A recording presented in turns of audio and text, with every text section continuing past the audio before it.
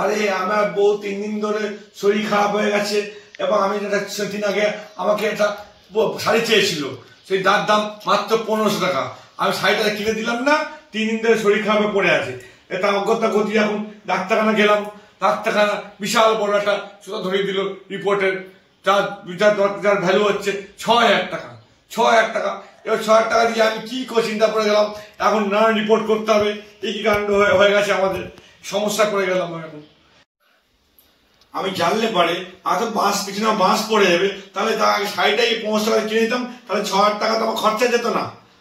সব কাজ ছেড়ে দিয়ে এখন এই 3 দিন ধরে অফিসে গেলাম না, সময় নষ্ট হলো, এই যে সমস্ত শরীর খারাপ হয়ে গেল, তাহলে এটা ওটা আমি চালাকি করতে গেলাম, চালাকি গলা দড়ি আমারই পড়লো। এটা এরকম ভাবে জানলে পারে বন্ধুরা, বুঝতে পারছো? তাহলে আগেই আমি শাড়িটা কিনে দিতাম, তাহলে আমার এত সমস্যা হতো না। আমার তার জন্যই তো বলি বেশি চালাকি করতে যেও না, কারণ আমাদের সঙ্গে চালাকি করে পারবে না, পার পাবে না, বুঝেছো? তার জন্যই বলেছিলাম যে টাকা দেবে, শাড়িটা দে, শাড়িটা কিনে দে। বাবা রে বাবা, কি কাণ্ড হয়ে গেল রে! কাণ্ড! তুমি উঠে বসে বললে তুমি 3 দিন ধরে নাটক করছেন নাকি? সকাল বিকাল সন্ধ্যা থেকে আমি 3 দিন ধরে যে সংসারে এত কাজ করে খেটে মরলাম। চালু আমি নাটক করছিলাম।